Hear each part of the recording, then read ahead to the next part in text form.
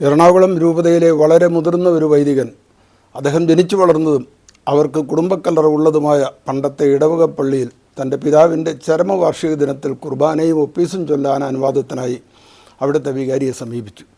വികാരി വർഷങ്ങൾക്ക് മുൻപ് സെമിനാരിയിൽ ആ വൃദ്ധവൈദികൻ്റെ ശിഷ്യനായിരുന്നു. അയാളുടെ പിതാവിനേക്കാൾ പ്രായമുണ്ട് ആ വയോധിക വൈദികന്. അതൊക്കെ പണ്ടത്തെ കാര്യം. പക്ഷേ ഉള്ളി തൊലിച്ചതുപോലുള്ള നിസ്സാരമായ കുർബാന തർക്കത്തിനിടയിൽ കൊടിയ വിമത രാജവെമ്പാലകൾക്ക് എന്ത് ബന്ധം, എന്ത് പ്രായം, എന്ത് ദൈവം, എന്ത് മാർപ്പാപ്പ, എന്ത് സിനഡ്? അയാൾ പറഞ്ഞു, അച്ഛൻ മറ്റേ കുർബാനയുടെ ആളല്ലേ, അതിവിടെ നടക്കില്ലച്ചോ, സോറി, വേറെ വല്ല കാര്യമുണ്ടേ പറ. യാതൊരു മനസ്സലിവോ മൃദുല വികാരമോ ഇല്ലാതെ കൊച്ചു വികാരി പറഞ്ഞത് കേട്ട് വികാരാധീനനായി വൃദ്ധവൈദികൻ പതിയെ പുറത്തിറങ്ങി. പള്ളിയുടെ ഉച്ചിയിലെ കുരിശിലേക്ക് നോക്കി കുറച്ചു നേരം നിന്നു. 3 വട്ടം കുരിശ് വരച്ചു. ഒരു ടാപ്പ് തുറന്ന് 2 കുമ്പിൾ വെള്ളം കുടിച്ചു. വീഴുമെന്ന് തോന്നിയപ്പോൾ ടാപ്പിലും ഭിത്തിയിലുമായി ഇച്ചിരി നേരം പിടിച്ച് തൂങ്ങി നിന്നു. ആരെങ്കിലും ഇതൊക്കെ കാണുന്നുണ്ടോ എന്ന് അദ്ദേഹം ആശങ്കയോടെ ചുറ്റും നോക്കി. ഉണ്ട്, ആ കൊച്ചു വികാരി കുറച്ചപ്പുറത്ത് പള്ളിമുറിയുടെ തിണ്ണയിൽ നിന്ന് നോക്കുന്നുണ്ട്. അയാൾ അനങ്ങുന്നില്ല. ഒടുവിൽ ആ പഴഞ്ചൻ സഞ്ചി തോളിലിട്ട് കുട വടിയാക്കി കുത്തി അദ്ദേഹം വെയിലിൽ ബസ് സ്റ്റോപ്പിലേക്ക് നടന്നു. ഏകീകൃത കുർബാന തടസ്സമില്ലാതെ നടക്കുന്ന ഒരു അന്യ ഇടവകയിൽ മറ്റൊരു ദിവസം പോയി അപ്പൻ്റെ ഓർമ്മയിൽ കുർബാനയും ഒപ്പീസും ചൊല്ലി. അദ്ദേഹത്തിൻ്റെ കുട്ടിക്കാലത്ത് അപ്പൻ പള്ളിയുടെ കൈക്കാരനായിരുന്നു. ആ ഇടവക പള്ളിയുടെ നിർമ്മാണത്തിൽ അപ്പൻ കൈ അയച്ച് പണം കൊടുക്കുന്നതും കട്ടയും കല്ലും ചുമക്കുന്നതും ഉപവസിക്കുന്നതും കണ്ടിട്ടുള്ള പയ്യൻ വളർന്നു പുരോഹിതനായപ്പോൾ അതേ പള്ളിയിൽ വികാരിയുമായി. ഇത്രയും പശ്ചാത്തലമുള്ള ആ വൈദികനാണ് അവിടെ ഒരു കുർബാന ചൊല്ലാൻ ശിഷ്യനായ കൊച്ചച്ഛൻ്റെ മുന്നിൽ കെഞ്ചുന്നതും തിരസ്കൃതനായി കണ്ണീരോടെ മടങ്ങുന്നതും. ഒരു വയോധിക വൈദികൻ ഇതാണ് അനുഭവമെങ്കിൽ ഇവിടുത്തെ സാധാരണ വിശ്വാസികളുടെ കാര്യം പറയാനുണ്ടോ? മൂഴിക്കുളം ഫൊറോനായിലെ കുന്നപ്പള്ളിശ്ശേരി ഇടവകയിൽ ചാക്യത്ത് ജോയിയുടെ മകൾ കന്യാസ്ത്രീയുടെ വ്രതവാഗ്ദാന ജൂബിലി സ്വന്തം ഇടവകയിൽ ഏകീകൃത കുർബാനയോടുകൂടി നടത്താൻ അനുവാദത്തിനായി വികാരിയുടെ അടുത്തും പിന്നെ കൂരിയയിലും 4-5 വട്ടം കയറിയിറങ്ങിയിട്ടും അത് കിട്ടിയില്ല. ഒടുവിൽ പോലീസിലും കോടതിയിലും പോയി ഉത്തരവ് വാങ്ങിച്ചിട്ടും പാമ്പ്ലാനിയും വികാരിയും പുന്നയ്ക്കനും കൂരിയായും കൂടി അത് മുടക്കി. ഒടുവിൽ പുറത്തൊരു ഹാൾ വാടകയ്ക്കെടുത്ത് അതിഥികൾക്ക് ഊണ് കൊടുത്തു വിട്ടു. എറണാകുളം രൂപതയിൽ ഓരോ ഇടവകയിലും സഭയെ പൂർണ്ണമായി അനുസരിക്കുന്ന ആയിരക്കണക്കിന് സത്യവിശ്വാസികളുടെ ഇതുപോലുള്ള നിസ്സഹായതയും ദുരിതവും ആത്മീയ വിശ്വാസ ധാർമ്മിക പ്രതിസന്ധികളും നിരാശയും ആരറിയുന്നു? അവർക്കെല്ലാ കൂദാശാകർമ്മങ്ങളും നിഷേധിക്കപ്പെടുകയാണ്. കാരണമോ കുർബാന തന്നെ. എറണാകുളം രൂപതയിലെ ഒരു സീനിയർ സിറ്റിസൺ അടുത്തിടെ എന്നോട് സങ്കടത്തോടെ പറഞ്ഞു, ജോർജ്, എൻ്റെ മകൻ 23-ാം വയസ്സിൽ ഒരു അപകടത്തിൽ മരിച്ചു. അവൻ്റെ ഓർമ്മയ്ക്കായി എൻ്റെ ഇടവകപ്പള്ളിയിൽ ഒരു കുർബാനയോ ഒപ്പീസോ നടത്താൻ വികാരി തയ്യാറല്ല. എൻ്റെ അനിയൻ വൈദികനാണ്. പുള്ളിക്ക് പോലും കുർബാന ചൊല്ലാൻ അവിടെ അനുമതി കിട്ടിയില്ല. പിന്നെ കുർബാനയും ഒപ്പീസും വീട്ടിൽ നടത്തേണ്ടി വന്നു. എൻ്റെ അമ്മായിയപ്പന് 90 വയസ്സായി. ഈയിടെ ഒരു പനി വന്ന് ആശുപത്രിയിലാക്കിയപ്പോൾ വെൻറ്റിലേറ്ററിൽ കിടത്തണമെന്ന് അവർ പറഞ്ഞു. വെൻറ്റിലേറ്റർ വേണ്ട, ചാകുന്നെങ്കിൽ വീട്ടിൽ ചാകാമെന്നും പറഞ്ഞ് പുള്ളി വീട്ടിൽ പോന്നു. ഇപ്പോഴും ആ അവസ്ഥയിലാണ്. എപ്പോഴെങ്കിലും മരണം സംഭവിച്ചാൽ അപ്പച്ചന് വേണ്ടി സഭയുടെ ഒരു കുർബാന എങ്ങനെ എവിടെ ചൊല്ലും എന്നാണ് എൻ്റെ സങ്കടം. അപ്പച്ചൻ്റെ അനിയൻ്റെ ഭാര്യ ഈയിടെ മരിച്ചു. ചില ബന്ധുക്കൾ പറഞ്ഞിട്ട് പിറ്റേന്ന് വികാരി ജനാഭിമുഖ കുർബാന ചൊല്ലി. ഞാനും ഭാര്യയും അതിൽ പങ്കെടുത്തില്ല. ഏത് കുർബാനയായാലും കുഴപ്പമില്ല എന്ന പക്ഷക്കാരുണ്ട് ഞങ്ങളുടെ കൂട്ടത്തിലും. അവർ അതിൽ കൂടി. കുർബാന കാരണം കുടുംബത്തിൽ പോലും അകൽച്ചയായി, ഭിന്നതയായി. എൻ്റെ ഈ നിലപാട് കാരണം ബന്ധുക്കൾ പോലും അകന്നു. പല വീട്ടിലും ഭാര്യയും ഭർത്താവും പോലും കുർബാനക്കാര്യത്തിൽ 2 തട്ടിലാണ്, പോരാണ്. സങ്കടം പറഞ്ഞെന്നേ ഉള്ളൂ. ഈ പ്രശ്നം എന്നേലും തീരുമോ ജോർജ് സാറേ? ഞാൻ പറഞ്ഞു, സ്നേഹിത, ഈ പ്രശ്നം അവസാനിക്കും. നിങ്ങൾ ധൈര്യമായിരിക്കൂ. കടലിനെ ശാസിച്ച് ശാന്തമാക്കിയവനിൽ, മരിച്ചവനെ ഉയർപ്പിച്ചവനിൽ, പിശാചുക്കളെ പുറത്താക്കിയവനിൽ വിശ്വാസമുണ്ടെങ്കിൽ ധൈര്യമായിരിക്കൂ. നിങ്ങളെ ചവിട്ടി ഒതുക്കിയവരുടെ തല നിങ്ങളുടെ കാൽ കീഴിൽ ഒരു ദിവസം ദൈവം കൊണ്ടുവരും. അല്പം ആശ്വാസം തോന്നിയതുപോലെ, എന്തോ തീരുമാനിച്ചതുപോലെ ആ മനുഷ്യൻ ഒരു ദീർഘശ്വാസം വിട്ടു. എന്നിട്ട് പറഞ്ഞു, എന്തായാലും ഞങ്ങളെന്നും മോൻ്റെ കല്ലറയിൽ പോയി പ്രാർത്ഥിക്കും, കരയും. ഞങ്ങളുടെ കണ്ണുനീരാണ് ഞങ്ങളുടെ കുർബാന എന്ന ദൈവത്തിനും ഞങ്ങളുടെ മോനും അറിയാം. പിന്നെ ഞാനൊന്നും മിണ്ടിയില്ല. എന്തു മിണ്ടാൻ? സഭയെയും മാർപ്പാപ്പയെയും സകല നിയമങ്ങളെയും വെല്ലുവിളിച്ച് വിശ്വാസത്തിൻ്റെ ഒരു കണിക പോലുമില്ലാതെ ഈ വിഷജീവികൾ ഉരുവിടുന്ന വാക്കുകളെയും കാണിക്കുന്ന കോപ്രായങ്ങളെയും എത്രയോ അർത്ഥപൂർണമായിരിക്കും ആ നിസ്സഹായൻ്റെ കണ്ണീർ കുർബാന. കുർബാന പ്രതിസന്ധി മാറുന്നതുവരെ നിസ്സഹായരുടെ കണ്ണുനീരും സങ്കടവും പ്രാർത്ഥനകളും മൗന നൊമ്പരങ്ങളും ഈ വിമത നിഷിദ്ധ സാത്താൻ കുർബാനയേക്കാൾ ശ്രേഷ്ഠമായ ബലികളായി ദൈവം സ്വീകരിക്കും, ഒരു സംശയവുമില്ല. ഞായറാഴ്ച പള്ളിയിൽ പോയില്ലല്ലോ എന്നൊരു സങ്കടം ആർക്കും വേണ്ട. ചുങ്കക്കാരൻ്റെ പ്രാർത്ഥനയിലും വിധവയുടെ കൊച്ചു നാണയത്തിലും ഈശോ അതല്ലേ കാണിച്ചു തന്നത്? മരുന്ന് കഴിക്കാതിരിക്കുന്നത് വിഷം കഴിക്കുന്നതിനേക്കാൾ ഭേദമല്ലേ?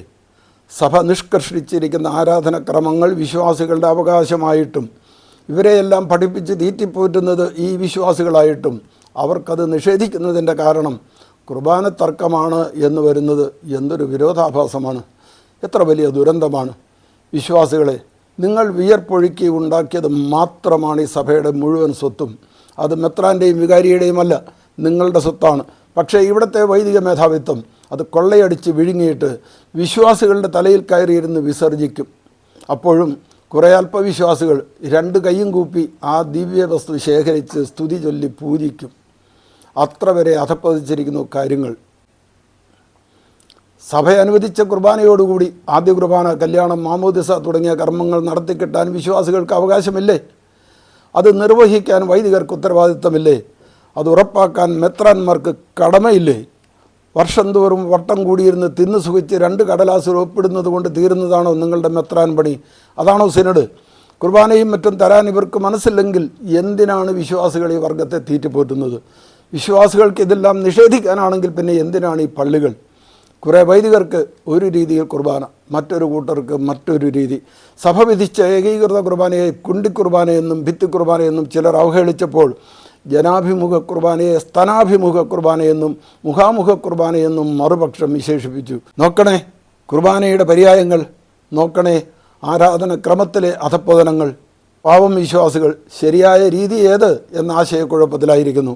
കുട്ടികളും യുവാക്കളും സഭയുടെ നിലപാട് വ്യക്തമായി മനസ്സിലാക്കാൻ കഴിയാതെ വിഷമിക്കുന്നു. ഒരേ ഇടവകയിൽ ഒന്നിച്ചു നിന്നവർ അനുകൂല വിരുദ്ധ കക്ഷികളായി ചേരിതിരിയുന്നു. കുടുംബങ്ങൾക്കും സുഹൃത്ത് ബന്ധങ്ങൾക്കുമിടയിൽ വിള്ളലുണ്ടാകുന്നു. സഭയിലെ ആഭ്യന്തര തർക്കങ്ങൾ യുവാക്കൾക്കും കുട്ടികൾക്കും അസ്വസ്ഥത സൃഷ്ടിക്കുന്നുണ്ട്. പള്ളി യോഗങ്ങൾ തർക്കത്തിലേക്കും കയ്യാങ്കളിയിലേക്കും നീങ്ങുന്നു. പള്ളിയുടെ വരുമാനം കൊള്ളയടിക്കപ്പെടുന്നു. എറണാകുളത്ത് ഏത് പള്ളിയിലാണ് കൃത്യമായി കണക്ക് സൂക്ഷിക്കുന്നത്? ഇടവകകളിൽ കുർബാനയുടെ സമയം, രീതി, ക്രമീകരണം എന്നിവയെല്ലാം മാറി മാറി വരുന്നു. എല്ലാം കുത്തഴിഞ്ഞ് താറുമാറായി ചിതറിപ്പോയപ്പോൾ വിശ്വാസികൾക്ക് സ്ഥിരതയുള്ള ആരാധനാ അനുഭവം നഷ്ടമാകുന്നു. പെരുന്നാളുകളും വിശേഷ അവസരങ്ങളും ഏറ്റുമുട്ടലിന് വേദിയാകുന്നു. പാവപ്പെട്ട സത്യവിശ്വാസികൾക്ക് പേടിയാകുന്നു. സിനഡ്, അതിരൂപതാ നേതൃത്വം, വൈദികർ എന്നിവരുടെ നിലപാടുകൾ കാണുമ്പോൾ ജനം നിരാശരാകുന്നു. ഇത്രയും കാലമായിട്ടും പരിഹാരം കാണാത്തത് എന്തുകൊണ്ട് എന്ന് എല്ലാവരും ചോദിക്കുന്നു. ആരാധനയിലും സഭാപ്രവർത്തനങ്ങളിലും മുഴുകി നിന്നവർ പോലും അകന്നുപോയി. പള്ളികൾ പൂട്ടിക്കിടക്കുന്നു. പ്രതിഷേധ സമരങ്ങൾ, കോടതി കേസുകൾ തുടങ്ങിയവ വിശ്വാസികളെ മാനസികമായി തളർത്തുന്നു. ഭക്തസംഘടനകൾ, കുടുംബ യൂണിറ്റുകൾ, യുവജന കൂട്ടായ്മകൾ എന്നിവയിൽ സജീവത കുറയുന്നു. വൈദികരുടെ ശ്രദ്ധ ആത്മീയ വളർച്ചയിൽ നിന്ന് സാമ്പത്തിക വിഷയങ്ങളിലേക്ക് കടന്നു കഴിഞ്ഞു. സമാധാനത്തോടെ വിശുദ്ധ കുർബാനയിൽ പങ്കെടുക്കേണ്ടത് ഞങ്ങളുടെ അവകാശവും ആഗ്രഹവുമാണ്. വൈദികരും മെത്രാന്മാരും സൃഷ്ടിച്ച തർക്കങ്ങൾക്കിടയിൽ കിടന്ന് ഉരുകാനും ശ്വാസം മുട്ടാനുമല്ല എന്ന് വിശ്വാസികൾ പരിതപിക്കുന്നു. വൈദികരെ, സഭാജനത്തെ ശുശ്രൂഷിച്ചുകൊണ്ട് ദൈവത്തിനു വേണ്ടി ജീവിതം ഒഴിഞ്ഞു വെക്കാനും വിളി സ്വീകരിച്ച് പ്രതിജ്ഞയെടുത്ത നിങ്ങൾക്ക് ആ മഹനീയ ദൗത്യത്തെക്കാൾ വലുതാണോ അടിസ്ഥാനമില്ലാത്ത ഒരു വാദത്തിൽ കടിച്ചു തൂങ്ങിയുള്ള ദുർവാശി? സഭയുടെ കൽപ്പനകൾ അനുസരിക്കില്ല എന്നായിരുന്നോ നിങ്ങൾ പ്രതിജ്ഞയെടുത്തത്? വിശ്വാസികൾക്ക് ഉതപ്പ് കൊടുത്തും ദ്രോഹിച്ചും സഭയെ ധിക്കരിച്ചും ദൈവത്തെ വഞ്ചിച്ചും ജീവിക്കുന്നതിൽ നിങ്ങൾക്ക് ഒരു മനസാക്ഷിത്വം തോന്നുന്നില്ലേ? നാശത്തിൻ്റെ വഴിയെ നടക്കുന്നതിൽ നിങ്ങൾക്കൊരു പേടിയുമില്ലേ? ക്രിസ്തുവിൻ്റെ ശരീരരക്തങ്ങൾ കയ്യിലെടുക്കാനും വചനം ഘോഷിക്കാനും നിങ്ങൾക്ക് എന്താണ് യോഗ്യത? ക്രൈസ്തവ വിശ്വാസത്തിൻ്റെ കേന്ദ്രം കുർബാനയും ക്രിസ്തുവിലുള്ള ഐക്യവുമാണ് എന്ന ബോധ്യം നിങ്ങൾക്കുണ്ടെങ്കിൽ വൈദികരെ, നിങ്ങളിതൊന്നും ചെയ്യില്ല. ഈ ബോധ്യമുണ്ടെങ്കിൽ വിശ്വാസികളെ, നിങ്ങളിതിനൊന്നും കൂട്ടുനിൽക്കുകയുമില്ല. ഒരു മാസത്തിനകം സിനഡ് തുടങ്ങാൻ പോകുകയാണല്ലോ. മെത്രാന്മാരെ, വർഷം തോറും നിങ്ങൾ സമ്മേളിക്കുന്നത് എന്തിനാണ്? സഭയിലെ എണ്ണമറ്റ പ്രശ്നങ്ങൾ നിങ്ങൾ അറിയുന്നില്ലേ? ഇതൊന്നും നിങ്ങൾക്കൊരു പ്രശ്നമേ അല്ലേ? നിങ്ങളൊക്കെ വലിയ ചിന്തകരും ജ്ഞാനികളുമാണെന്നാണ് പാംപ്ലാനി പ്രസംഗിച്ചത്. സിനഡിൽ അയാൾക്കെതിരെ നിങ്ങൾ ഒച്ച വെക്കാതിരിക്കാനുള്ള ഒരു മുൻകൂർ സോപ്പിടൽ തന്ത്രമായിരുന്നു അത്. നിങ്ങളുടെ ജ്ഞാനത്തിൻ്റെ യാതൊരു വെളിച്ചവും ഇവിടുത്തെ വിശ്വാസികൾ കാണുന്നില്ല. ദിവസങ്ങളോളം ചർച്ച ചെയ്തും പഠിച്ചും പ്രാർത്ഥിച്ചും ചിന്തിച്ചുമെടുത്ത തീരുമാനങ്ങളെന്ന് നിങ്ങൾ അവകാശപ്പെടുന്ന യാതൊന്നും നടപ്പാക്കാൻ കഴിയാത്ത നിങ്ങൾക്ക് എന്ത് ജ്ഞാനം? നിങ്ങളിൽ നന്മയുടെ ഒരു തരിയെങ്കിലും ഉണ്ടെങ്കിൽ അത് വിശ്വാസികൾക്ക് ബോധ്യപ്പെടുത്തി കൊടുക്കൂ. സിനഡ് ഒരു രഹസ്യ സമ്മേളനമാണോ? സഭയുടെയും വിശ്വാസികളുടെയും പ്രശ്നങ്ങൾ പരിഹരിക്കാൻ ഉദ്ദേശ്യമുണ്ടെങ്കിൽ വിശ്വാസികളെ കേൾക്കാൻ നിങ്ങൾ തയ്യാറാകണം. ഈ സിനഡിൽ ഏതെങ്കിലും ഒരു ദിവസം 1 മണിക്കൂർ വിശ്വാസികളെ കേൾക്കാൻ നിങ്ങൾ അനുവദിക്കണം. അതിന് നിങ്ങൾ തയ്യാറാകണം. സിനഡ് തത്സമയം സംപ്രേഷണം ചെയ്യാനുള്ള ധൈര്യം നിങ്ങൾക്കുണ്ടാകണം. ഇതൊന്നും നടക്കുന്നില്ലെങ്കിൽ മെത്രാന്മാരെ, നിങ്ങൾ കരുതിയിരുന്നോളൂ, ഇത്തവണത്തെ സിനഡ് നിങ്ങൾക്കത്ര സുഗമമായി നടത്താൻ കഴിയില്ല. ഇതിൽ നിങ്ങൾ പങ്കെടുക്കാതിരിക്കുന്നതാണ്. വിശ്വാസികൾ പടയ്ക്കൊരുങ്ങിക്കഴിഞ്ഞു. ഇതൊരു ഭീഷണിയല്ല, മുന്നറിയിപ്പാണ്.